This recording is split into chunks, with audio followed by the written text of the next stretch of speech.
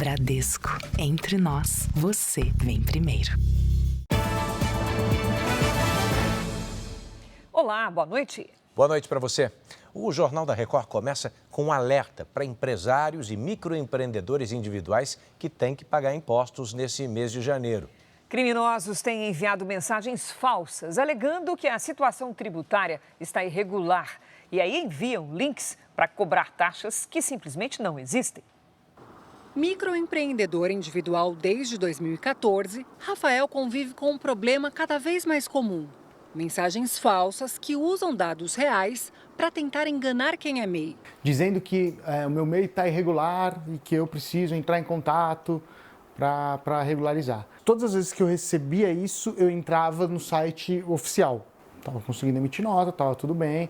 Mais de 16 milhões e 700 mil pessoas atuam como microempreendedores individuais no país. Só no estado de São Paulo, são mais de 4 milhões e 600 mil. O modelo permite faturamento anual de até R$ 81 mil e garante acesso a benefícios previdenciários. Mensagens que exigem pagamento imediato e ameaçam cancelar o CNPJ devem acender o alerta. Criminosos usam esse tipo de abordagem para enganar microempreendedores a pagarem valores inexistentes.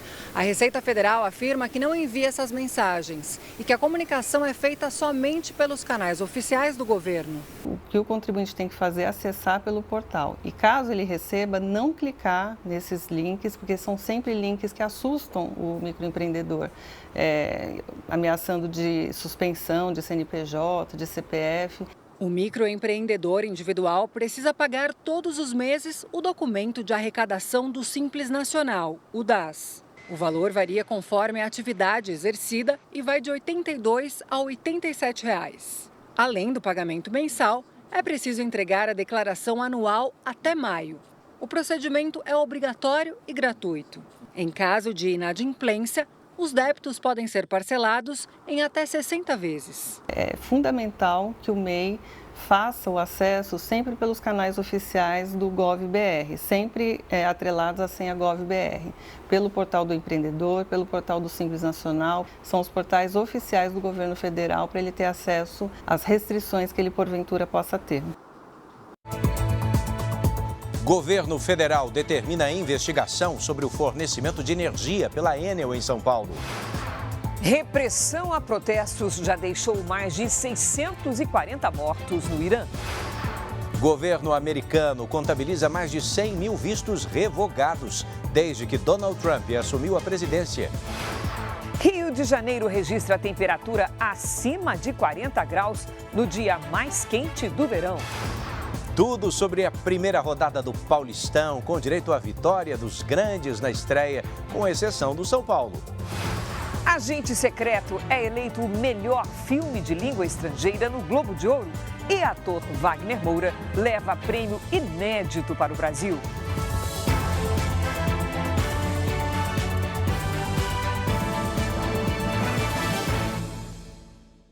Oferecimento Bradesco e Agro. Isso que é dupla raiz.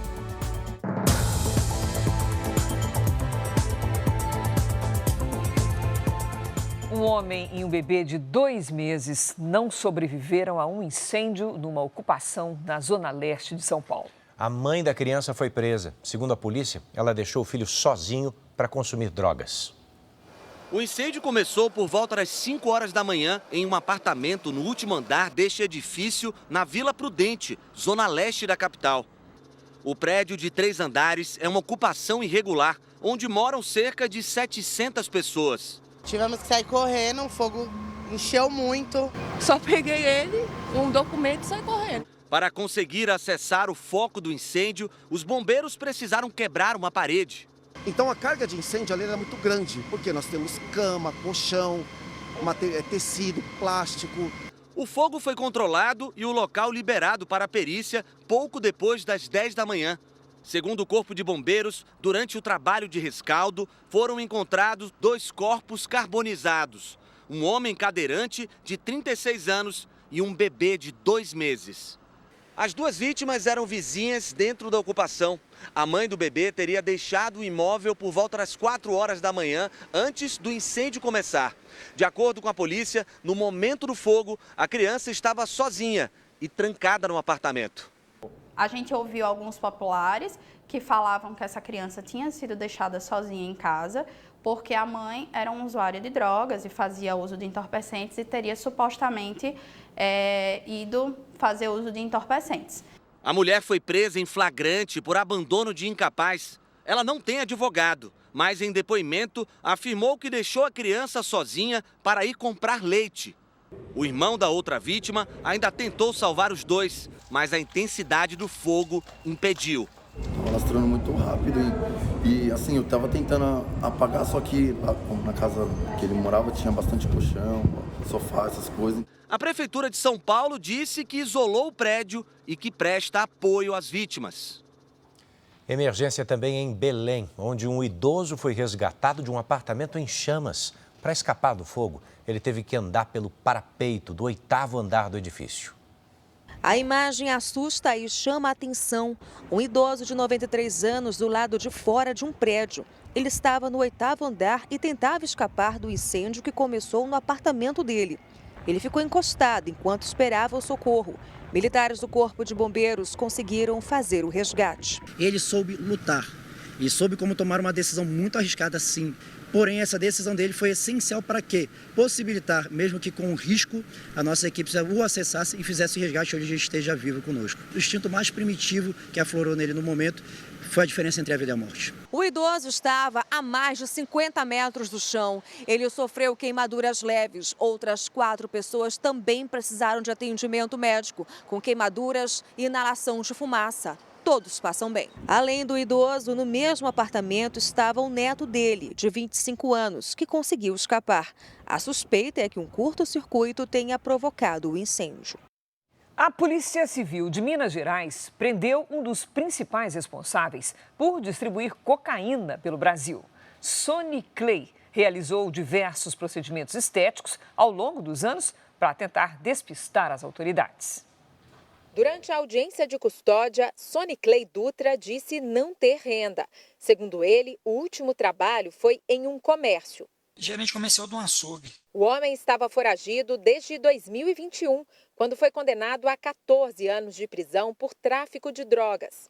De acordo com a polícia, Sonny Clay passou por diversos procedimentos estéticos para dificultar a captura. Estas duas imagens de audiências judiciais em 2017 e 2026 mostram a mudança na aparência do criminoso. Seguramente é o maior narcotraficante do estado e um dos maiores do país. Ele é responsável por dominar a logística das rotas de cocaína de pasta base que entram no país e abastecem o estado.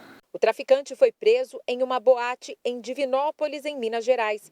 Foram apreendidos uma arma, R$ 2.000 em dinheiro e uma moto avaliada em R$ 150 mil. Sonny Clay já havia tido quase 900 milhões de reais em bens bloqueados. As investigações apontam que o homem comandava um sofisticado esquema logístico para o fornecimento de pasta base de cocaína. A droga vinha principalmente da Bolívia e era distribuída para facções criminosas de todo o Brasil. Segundo a polícia, Sonny Clay levava uma vida de luxo e mantinha empresas de fachada para lavar dinheiro. A defesa de Sonny Clay não se manifestou.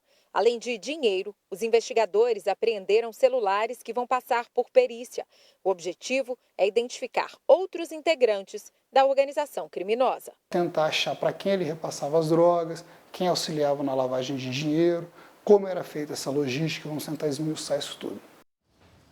Cerca de 100 mil veículos devem ir a leilão em São Paulo este ano. Olha, vai ser um recorde para o estado, que deve investir mais de 550 milhões de reais para ampliar e organizar os leilões. Todos estes veículos foram apreendidos por órgãos de segurança e de trânsito em São Paulo. São mais de 200 pátios como este, espalhados pelo estado, com cerca de 180 mil carros e motos. Entre as apreensões feitas pelo Detran, 45% ocorreram por falta de pagamento do licenciamento. Outras 25% foram motivadas pelo mau estado de conservação dos carros. É o caso deste veículo, por exemplo, que teve a parte traseira adaptada irregularmente para carregar materiais. Avaliadores decidem se carros e motos têm condições de circular ou se vão virar sucata. O proprietário tem 60 dias para buscar o veículo no pátio. Depois desse prazo, pode ser leiloado. O valor arrecadado cobre as despesas que o valor couber. Aí, havendo saldo remanescente, esse valor é restituído ao antigo proprietário. E esses veículos eles saem sem débitos, eles saem desembaraçados, né? O processo de leilões do Detran Paulista passa por alterações. Em 2026, haverá troca de concessão dos depósitos. Os serviços de remoção, custódia e leilões de veículos vão ser divididos em 7 regiões. A expectativa é leiloar cerca de 100 mil veículos até o fim do ano, um recorde. Os primeiros, com 32 mil, devem ocorrer na segunda quinzena de fevereiro. Os lances serão online, abertos para empresas e pessoas físicas. Proprietários têm até um dia útil antes do leilão para quitar dívidas e recuperar os veículos. Agora um drama que serve de alerta para todos nós nesses dias de muito calor. Um jovem colombiano não resistiu e morreu depois que foi almoçar e em seguida foi para a cachoeira. Pulou várias vezes nela, na região metropolitana de Goiânia. Olha, a suspeita é de que ele tenha aspirado parte do alimento. O vídeo mostra o jovem pulando na cachoeira, na zona rural de Aragoiânia. Christian Echeverry, de 20 anos, é natural da Colômbia e vivia em Goiás, numa casa com outros colombianos. Segundo testemunhas, o jovem estava com amigos e tinha acabado de almoçar. Ele teria sido orientado a não pular da cachoeira depois de se alimentar. Mesmo assim, decidiu mergulhar. No terceiro salto, ele afundou e não voltou mais para a superfície. Christian foi encontrado cerca de 10 minutos depois por outros frequentadores da cachoeira. Ele foi levado para um hospital da região, mas não resistiu. Um relatório médico preliminar aponta que Christian não sofreu nenhum trauma, mas que aspirou parte dos alimentos. De acordo com o Corpo de Bombeiros, deve-se evitar saltar em água depois de se alimentar. Há risco de enjoos e até perda de consciência. Então, você acabou de alimentar, o seu corpo está todo tendo uma dinâmica ali fisiológica para atender a digestão. Aí, de repente, você começa ali a entrar numa atividade que requer um esforço maior ou um choque térmico. Então, não é interessante, digamos assim, arriscar. Então, é melhor esperar um pouquinho, esperar a refeição, né, fazer uma questão da digestão e tudo mais. O corpo do jovem foi liberado do Instituto Médico Legal de Aparecida de Goiânia e vai ser levado para Bogotá, na Colômbia.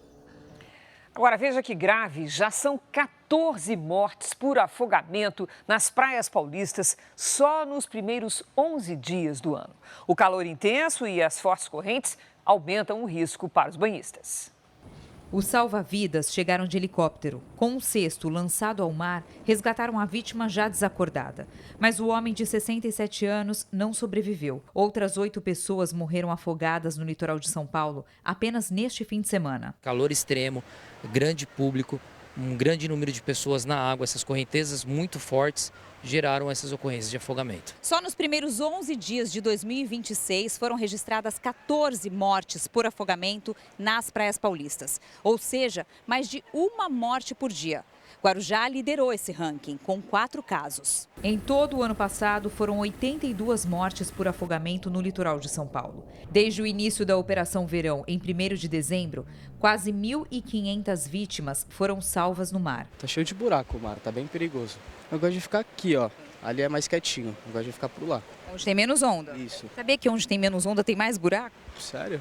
Nossa, eu não sabia. Mesmo onde a placa alerta sobre o perigo, tem banhista que se arrisca. Flávia preferiu tomar cuidado. A gente decidiu ficar bem na frente do salva-vidas mesmo, porque onde a gente estava com a cadeira mesmo, a gente estava bem na placa de perigo. Aí lá tá terrível. Então a gente recomenda que a pessoa fique com a água no máximo até a altura do umbigo, né? Lembrando que a água passando do umbigo ela vai gerar um perigo de fato para a pessoa, mas nessa situação que procure por um local que tenha presença de espuma e de onda mesmo para ficar mais seguro. A fila no INSS bateu recorde histórico. Quase 3 milhões de pessoas estão esperando benefícios da Previdência Social. O Instituto tenta diminuir as filas em 10% até o final deste mês. Aos 71 anos, a dona Célia conta com a ajuda dos filhos para sobreviver. Problemas de saúde a impedem de trabalhar. Muitas vezes eu tenho problema de inchaço, de maculação, pressão alta, entendeu? Então, não dá. E também quem que vai pegar? Sem você ter estudo, sem você ser capacitada. Há 8 meses, ela espera pela aprovação do benefício de prestação continuada solicitado ao INSS. O BPC garante um salário mínimo mensal ao idoso em situação de vulnerabilidade. A fila em que dona Célia está cresce a cada mês. Em dezembro, o INSS tinha quase 3 milhões de requerimentos protocolados. É o maior número desde o início da série histórica em 2004. A maioria dos pedidos aguarda análise ou perícia médica. O tempo de espera é de 45 dias, mas em muitos casos o prazo não é respeitado.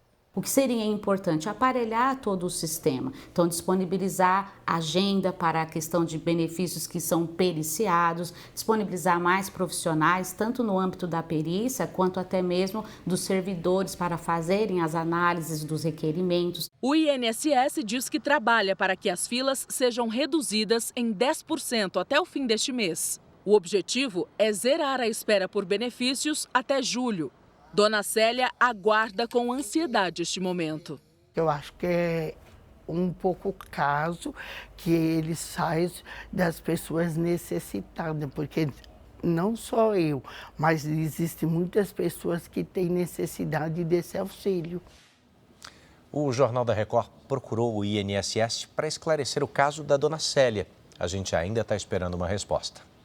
O Tribunal de Contas da União afirmou que vai manter a auditoria da liquidação do Banco Master. Mas o ministro Vital do Rego destacou que o TCU não tem competência para rever uma decisão do Banco Central. Os presidentes do TCU, Vital do Rego, e do Banco Central, Gabriel Galípolo, se encontraram em Brasília. A reunião entre eles durou menos de 30 minutos. O TCU vai ter acesso aos documentos do Banco Central que foram base para o processo liquidatório, que só quem podia liquidar era o Banco Central, nós nunca discutimos isso, né? E cabe ao TCU fazer análise dos documentos que estão à disposição do TCU já a partir de hoje. Agora, nós temos um calendário, e esse calendário vai ser ajustado entre as unidades técnicas. Segundo o presidente do TCU, será mantida a inspeção da atuação do Banco Central de liquidar o Banco Master. A fiscalização havia provocado polêmica. O relator do caso no TCU, ministro Jonathan de Jesus, mandou o processo para o plenário do tribunal. Agora o TCU confirma que não é possível rever a decisão do BC de liquidar o Master, apenas analisar a atuação dos servidores. Os investidores vão começar a ser ressarcidos. O Fundo Garantidor de Créditos deve divulgar ainda essa semana o calendário de pagamentos de 1.600.000 pessoas e começar a fazer os depósitos em até 10 dias. O dinheiro, cerca de 41 bilhões de reais, não terá correção monetária a partir da liquidação do banco ocorrida em novembro. O Fundo Garantidor faz o ressarcimento de até R$250 mil por CPF ou CNPJ. O Banco de Brasília, BRB, pediu ao Supremo Tribunal Federal acesso à investigação do caso do Banco Master, que segue em segredo de justiça. Agora os detalhes de uma obra que deve impulsionar o comércio exterior em portos de Santa Catarina. É a dragagem de um canal que vai permitir a chegada de navios de grande porte. A areia retirada do fundo do mar tem transformado também praias e atraído mais turistas. Orla mais larga e areia de sobra. Um novo cenário em Itapoá, litoral norte de Santa Catarina. Nós moramos bem perto da praia, mas não tinha esse alargamento. Tem essas pedras ali, a gente saía fazer a caminhada e não conseguia voltar. Porque o mar, a onda subia, o mar subia, né? A maré subia e a gente tinha que voltar pela rua. A mudança no cenário tem atraído turistas. E o movimento aumentou no comércio local. É bom, né? Faturamento aumenta. A areia usada no alagamento da orla é retirada do fundo da Baía Babitonga, na obra do canal de acesso aos portos de Itapoá e São Francisco do Sul. Essa é a maior obra de alargamento de praia do país. As máquinas começaram a trabalhar em outubro do ano passado e até agora já depositaram aqui mais de 2.750.000 metros cúbicos de areia. Para se ter uma ideia, essa quantidade equivale a 380 campos de futebol com pelo menos 1 metro do sedimento. A obra ainda está em andamento e até o fim, pelo menos 8 quilômetros de orla terão a faixa de areia ampliada. Em 2024, a Baía Babitonga movimentou mais de 120 bilhões de dólares, ou 650 bilhões de reais em mercadorias. Com a dragagem, o canal passa de 14 para 16 metros de profundidade. Além de Santos, a obra vai permitir que os portos catarinenses passem a receber navios de grande porte e operem com a capacidade máxima. Essa dragagem representa um ganho logístico e benefício para toda a região. São 333 milhões de reais em investimentos, com previsão de conclusão da dragagem ainda este ano. Isso vai trazer a gente para um patamar, digamos assim, de vanguarda no setor portuário nacional. Drones russos voltaram a atingir hoje a capital da Ucrânia, que ainda enfrenta falta de energia depois de um ataque sexta-feira. A ofensiva provocou novas explosões e incêndios em Kiev. Parte da cidade segue com serviços de energia e aquecimento interrompidos em pleno inverno, com temperaturas de até 20 graus negativos. Moradores precisaram se abrigar em escolas e em prédios públicos. Autoridades ucranianas informaram que equipes de emergência atuam para restabelecer o fornecimento de energia. O governo dos Estados Unidos reforçou a segurança em Minneapolis após uma sequência de protestos pela morte de uma mulher na semana passada. A Casa Branca enviou centenas de agentes federais após as manifestações dos últimos dias. Segundo o Departamento de Segurança Interna, o reforço tem como objetivo garantir a integridade de agentes do Serviço de Imigração para a continuidade das operações na região. Os protestos aconteceram após uma ação que terminou com a morte de uma mulher de 37 anos, que foi baleada na última quarta-feira. O caso está sob investigação federal.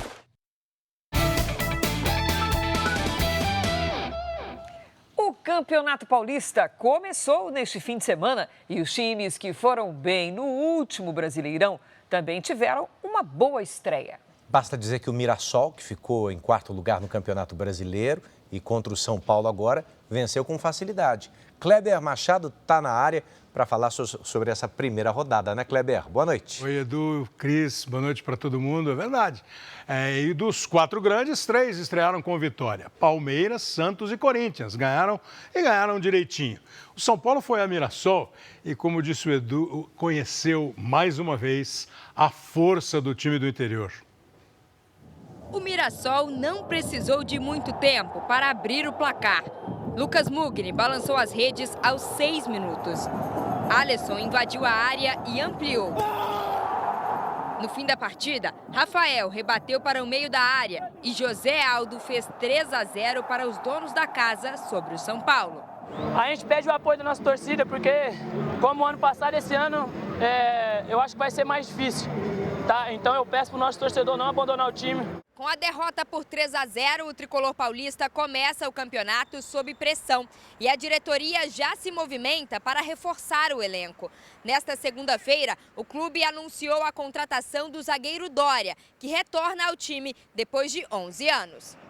Por falar em zagueiro, os do Corinthians foram decisivos na vitória sobre a Ponte Preta na Neoquímica Arena. Gustavo Henrique abriu o placar de cabeça. No rebote, André fez o segundo. E de fora da área, André Ramalho marcou um golaço para fechar os 3-0 do atual campeão paulista. Também nesta segunda-feira, o zagueiro Gabriel Paulista foi apresentado e se declarou ao clube.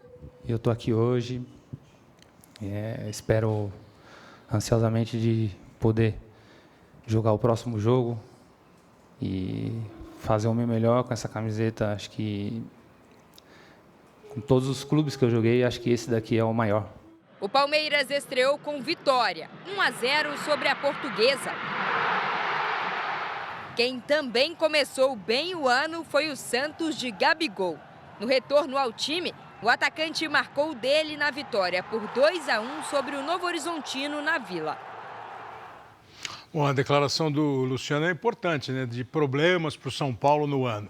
Olha aqui, o campeonato agora tem 8 jogos só na primeira fase. Então vem aí a segunda rodada, ninguém tem muito tempo para se recuperar. E dá uma olhada neste cardápio que a Record mostra para você, ó. Quarta-feira, às 7 da noite, tem Palmeiras e Santos. Na quinta-feira, também às 7 da noite, Red Bull, Bragantino e Corinthians. Esses 2 jogos ao vivo na Record, no R7, na Record Plus, e você é o nosso convidado. E a gente vai ver muito novo nome aí nesse começo de temporada nos times principais, como na Copa São Paulo de Futebol Júnior, que também é atração aqui na Record. A Copinha começou hoje a primeira fase de mata-mata, jogo eliminatório. Alguns times importantes já foram eliminados.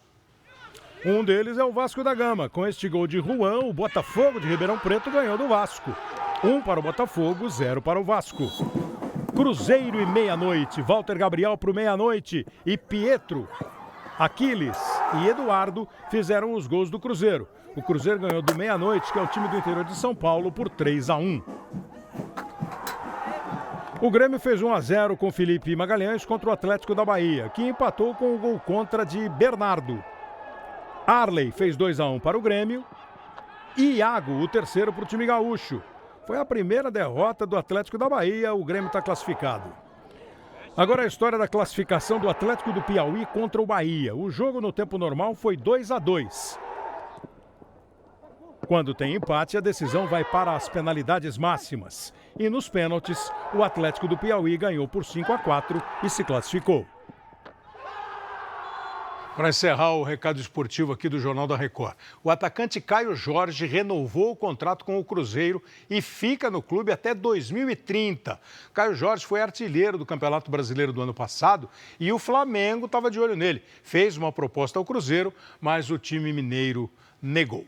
É isso, Cris, é isso, Edu. Vai ser animado o ano, né, Kleber? Oh, tem jogo ainda. Que não acaba muito mais. Jogo. Obrigada, querido. Obrigado. Veja a seguir. Rio de Janeiro bate recorde de calor e atendimentos médicos disparam em unidades de saúde. E ainda, o governo do Irã diz que a situação no país está sob controle, mas o número de mortos se amplia. Com os necrotérios lotados, corpos são colocados do lado de fora de um instituto médico legal em Teherã.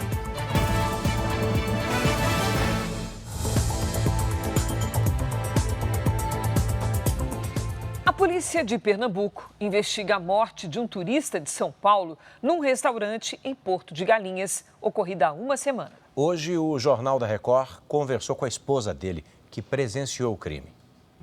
O que era para ser uma viagem de lazer terminou em tragédia e dor para Marcela. Ela viu o marido ser assassinado em um restaurante de Porto de Galinhas, em Pernambuco, no último dia 4. O Rafael, ele era uma pessoa muito alegre, tinha muitos amigos, era uma pessoa divertida, era o amor da minha vida. O casal paulista estava de férias na cidade. Tudo corria bem até que eles foram jantar em um restaurante bastante conhecido de Porto de Galinhas.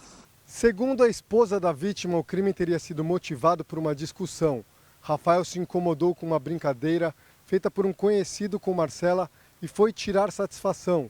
Logo depois, 3 homens que estavam no restaurante passaram a agredir Rafael e efetuaram disparos. Eu lembro que na hora que o Rafael está discutindo, eu tento apartar essa briga e eu tô na frente dele, assim, com a mão no peito dele, né, que ele era mais alto do que eu.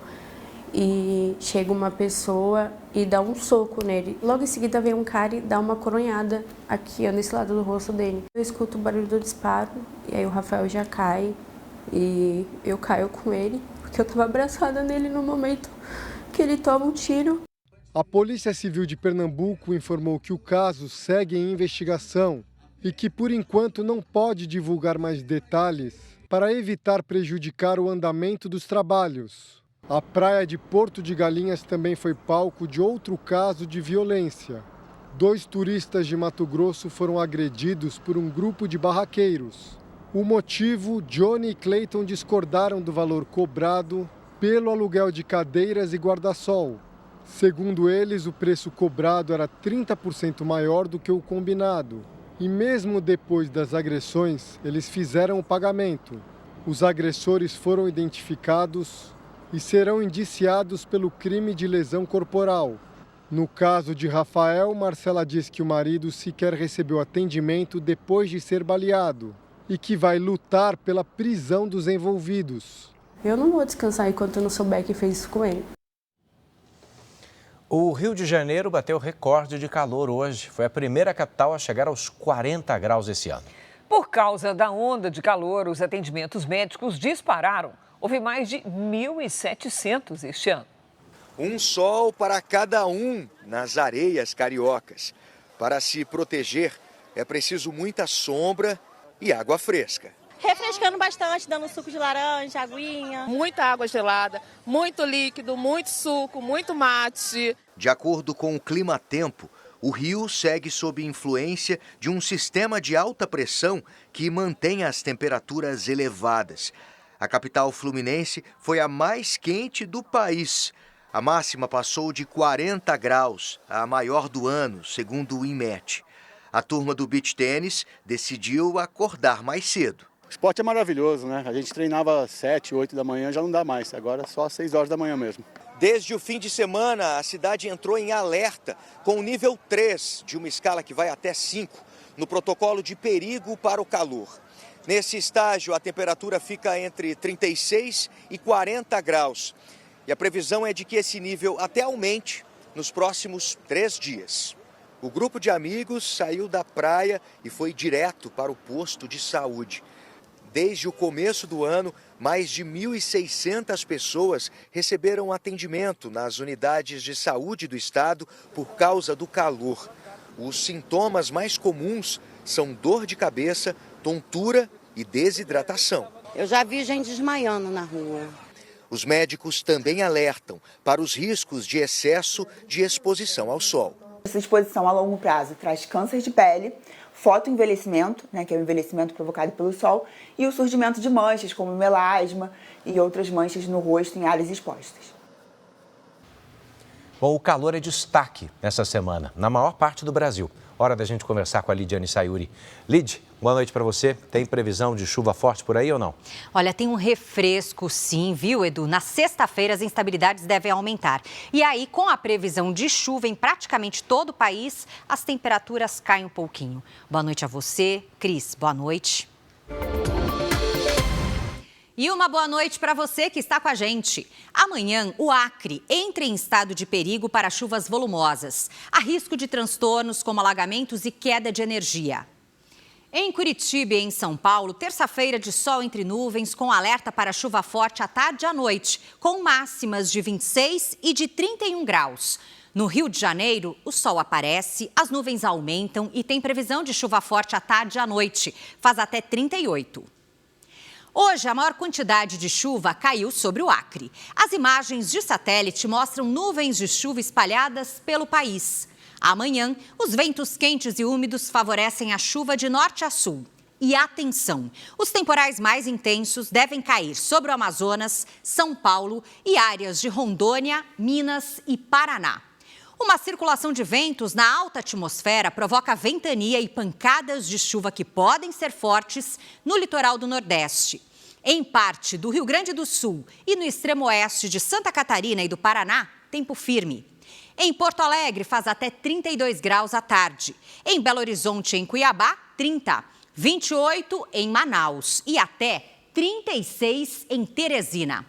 Tempo delivery. O Carlos Antônio é de São João do Caru, no Maranhão.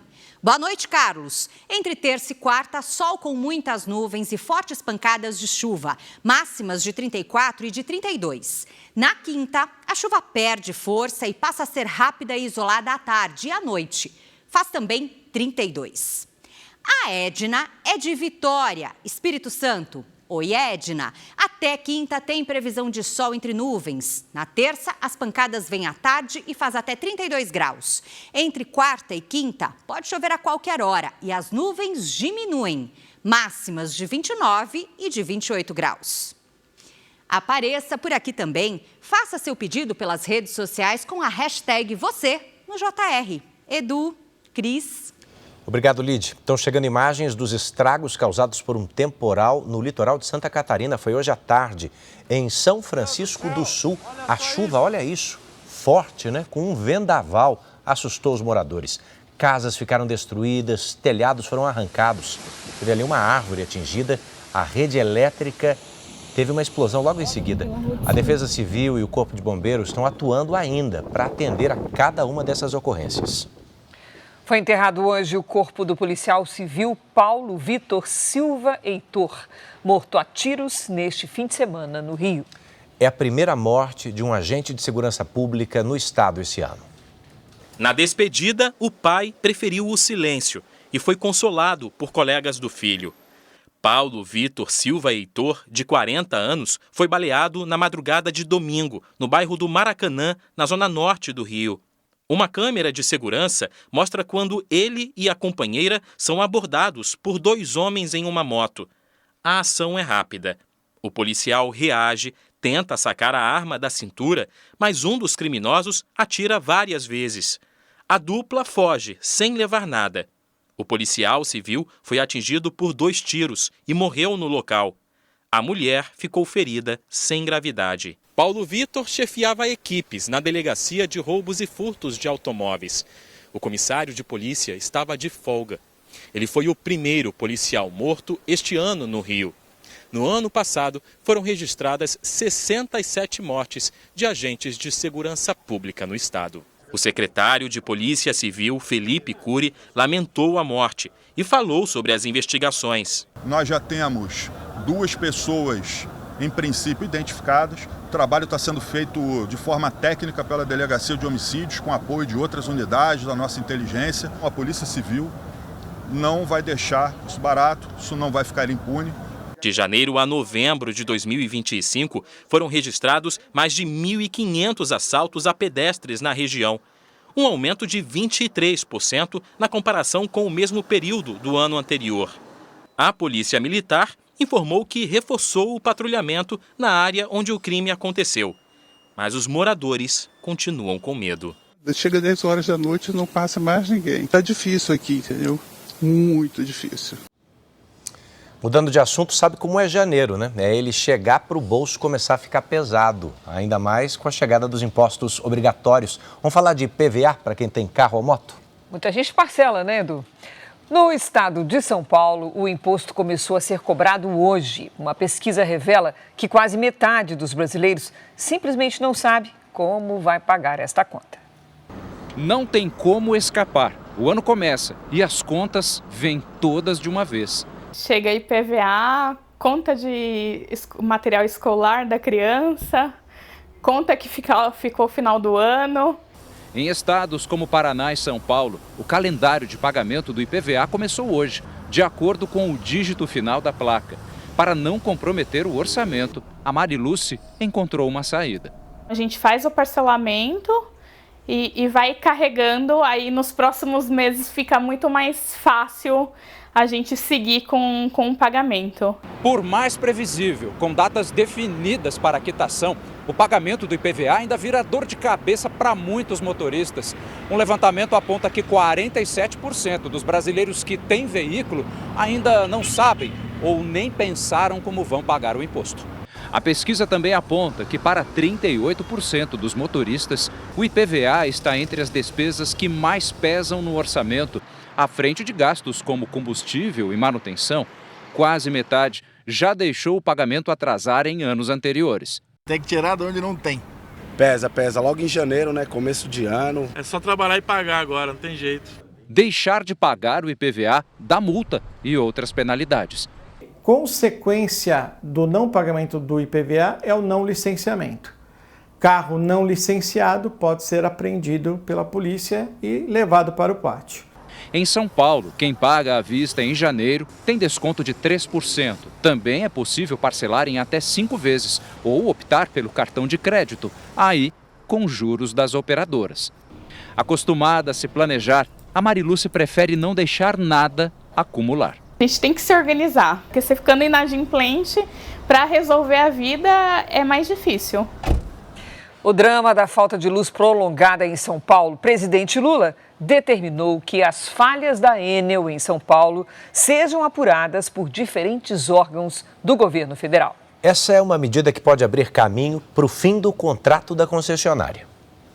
O contrato da Enel em São Paulo vai até 2028, mas pode ser encerrado antes do prazo. Nos últimos 2 anos, uma série de apagões deixou milhões de consumidores sem energia por vários dias. No texto publicado no Diário Oficial, Lula determinou que a Advocacia Geral da União faça um relatório sobre as providências adotadas pela concessionária de distribuição de energia elétrica desde a primeira interrupção no serviço, e que a Controladoria Geral da União deverá apurar eventuais responsabilidades do Estado, do município e da ANEEL, além da falta de atuação dos órgãos competentes. O documento também cita pedidos reiterados do Ministério de Minas e Energia para a abertura de processo administrativo contra a concessionária, por falhas recorrentes na prestação do serviço público de distribuição de energia.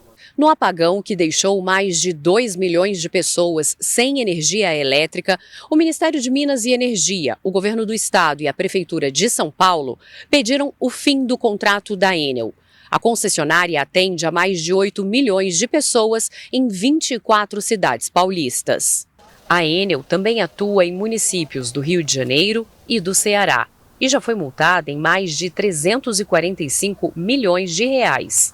O Ministério de Minas e Energia deu um prazo de 5 dias à Agência Nacional de Energia Elétrica para prestar informações sobre a atuação regulatória e fiscalizatória da agência. A Advocacia Geral da União informou que vai analisar as possibilidades jurídicas para garantir o serviço de distribuição aos consumidores. Em nota, a Enel informou que reforçou o plano operacional e segue atuando para reduzir os impactos aos clientes, diante do avanço de eventos climáticos na área de concessão. A Agência Nacional de Energia Elétrica informou que em 2023 já aplicou à Enel a maior multa do setor, no valor de 165 milhões de reais, e que agora analisa o apagão do ano passado para avaliar se o contrato deve ou não ser encerrado. A Controladoria Geral da União vai instalar um comitê extraordinário para identificar eventuais responsabilidades na atuação dos órgãos envolvidos diante das falhas recorrentes na prestação de serviços da Enel e que o relatório deve ser concluído em 90 dias. Um caminhão carregado com postes de energia saiu da pista e ficou pendurado na cabeceira de uma ponte em Piracicaba, no interior paulista. O veículo ficou preso nas árvores e por pouco não caiu no rio. O motorista foi socorrido com ferimentos leves. Uma balsa que fazia a travessia de cargas afundou na ilha de Marajó, no Pará. De acordo com o proprietário, a mercadoria se deslocou com a maré alta e a embarcação tombou. 2 pessoas conseguiram sair sem ferimentos. Um cachorro foi arrastado durante a passagem de um tornado em São José dos Pinhais, região metropolitana de Curitiba. O animal estava na porta de casa quando foi surpreendido pela forte rajada.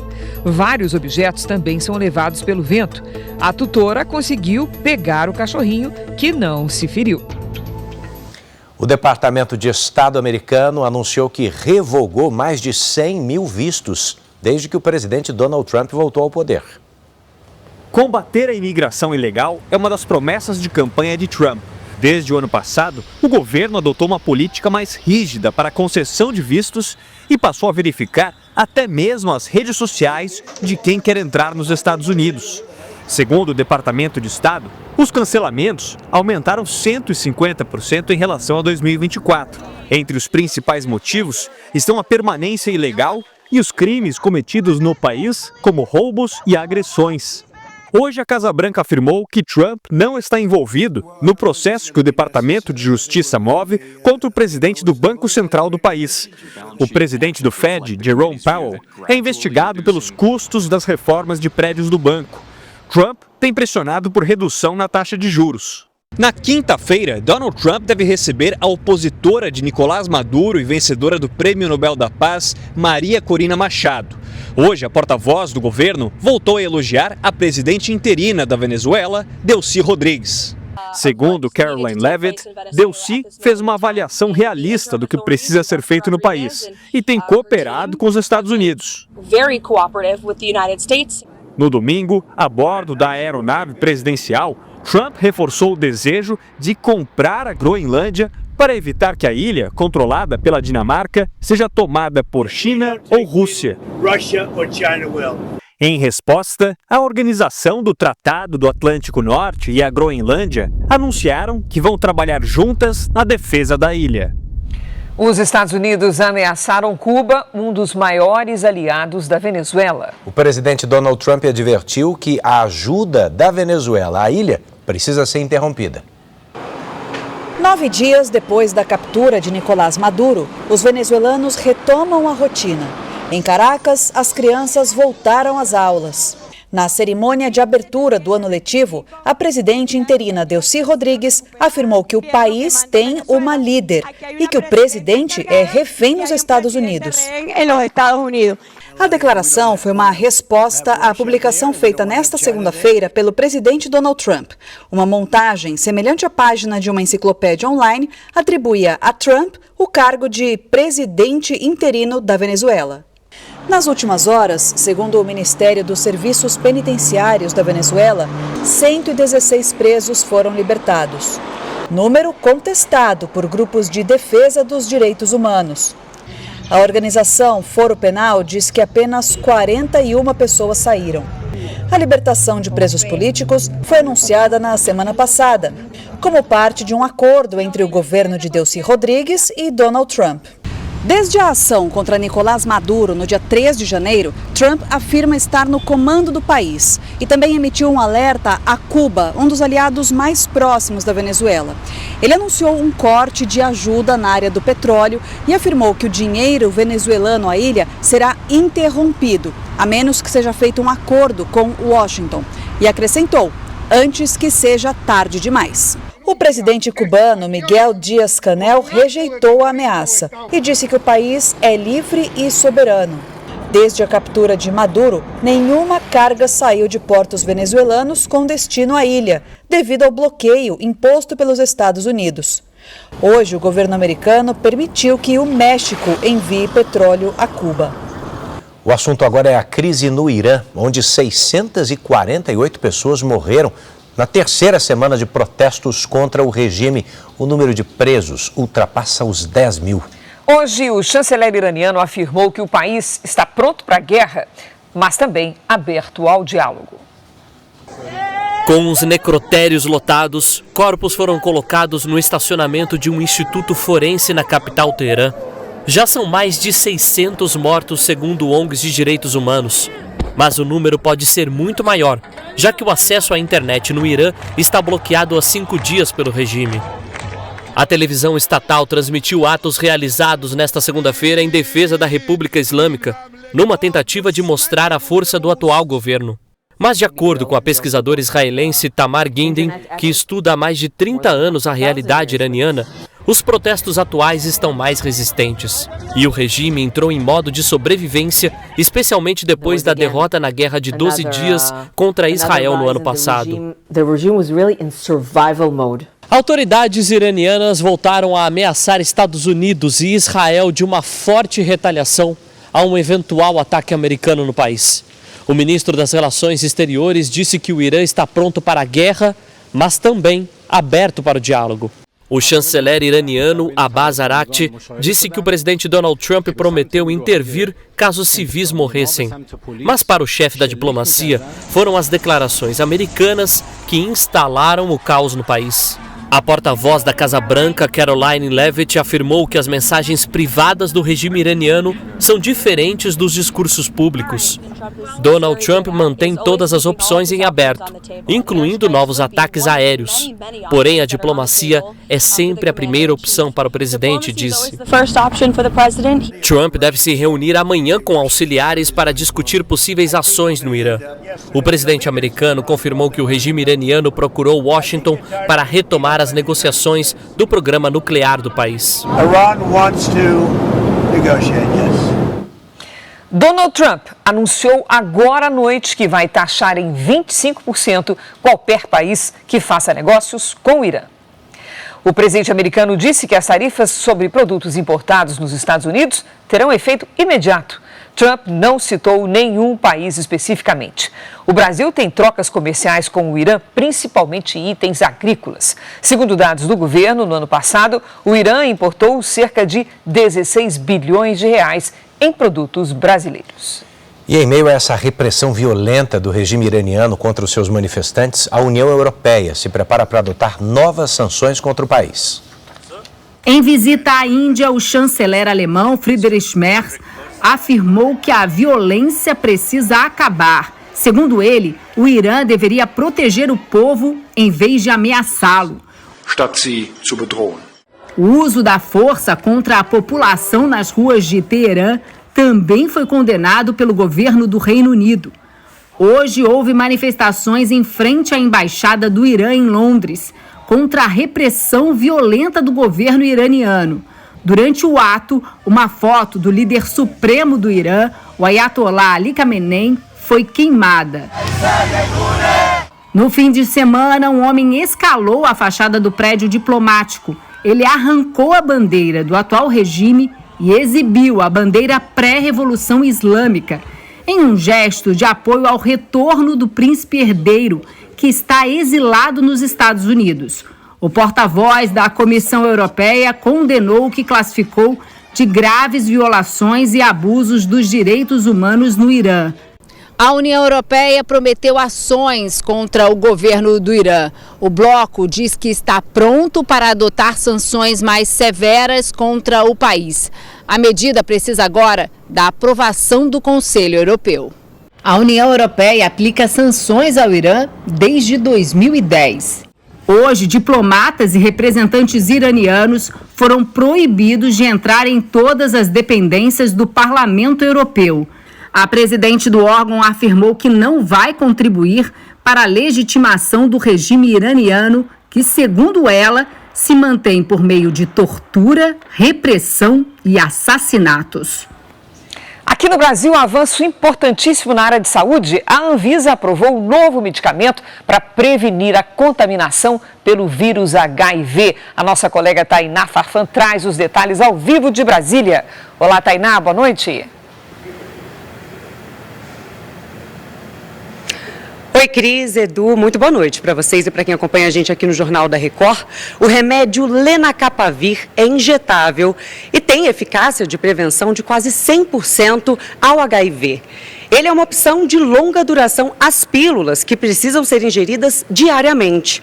O medicamento é indicado para adultos e adolescentes acima de 12 anos com risco de exposição à doença. Mas os pacientes precisam testar negativo para o vírus antes do uso. A aprovação pela Anvisa segue a recomendação da Organização Mundial da Saúde. A injeção precisa ser aplicada a cada 6 meses. O preço ainda será definido pela Câmara de Regulação do Mercado de Medicamentos. E o Ministério da Saúde vai analisar a possibilidade de distribuir o remédio pelo SUS. A nova opção chega em um momento crucial para a prevenção da doença. Apenas no ano passado foram mais 1.300.000 novos casos de AIDS no mundo. Cris, Edu. Obrigado pela boa notícia, Tainá. Encarar a menopausa como uma fase de transição, não como um problema em si. Essa é a orientação de especialistas para mulheres entre 45 e 55 anos.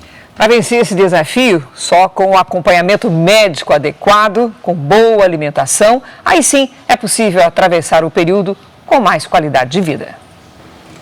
As mudanças começaram há 2 anos com um cansaço fora do comum e ondas de calor. Era como se o corpo da Etelka estivesse aprendendo a funcionar de um jeito novo aos 48 anos de idade. Dor de cabeça, enxaqueca, cansaço excessivo, insônia. Dava um calor à noite, eu acordava de madrugada e tinha que tomar banho até gelado. E o humor? O humor péssimo, irritabilidade, falta de concentração. A tradutora e intérprete ainda não sabia, mas os sintomas eram um alerta de que ela estava no climatério. Depois de 1 ano e meio de muito desconforto, Etelka parou de menstruar. Levei um choque.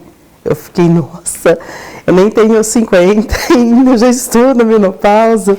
Confirmada pelos médicos depois de 1 ano do último ciclo menstrual, a menopausa é mais do que o fim da fase reprodutiva das mulheres. É o início de uma nova etapa, que pode ser saudável e feliz, com mudanças de hábitos, alimentação adequada e acompanhamento médico individualizado. Os sintomas variam de mulher para mulher e o tratamento também. Em alguns casos, por exemplo, a reposição hormonal pode ser indicada, sempre com avaliação cuidadosa, explica a coordenadora do Instituto da Menopausa do Hospital Moriá. Ela deve ser individualizada, né? Então, ela não é porque a sua amiga usa que você pode usar. Então, é importante que a mulher faça uma consulta com seu ginecologista, avalie os seus riscos e benefícios. Alimentos ricos em fibras, vegetais, proteínas de qualidade e gorduras boas ajudam a reduzir os sintomas, controlar o peso e proteger a saúde cerebral.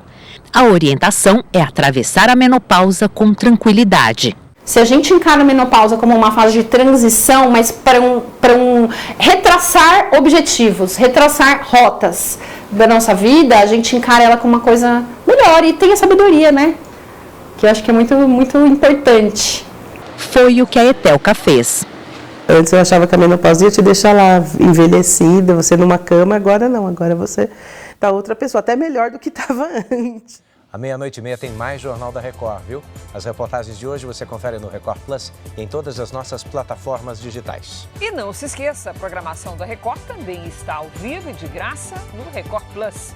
Fique agora com a novela Mãe e logo depois de Reis tem Chamas do Destino. Não perca! Ótima noite para você.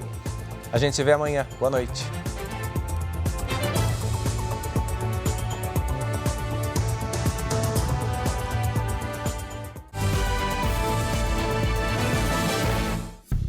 Bradesco, entre nós, você vem primeiro.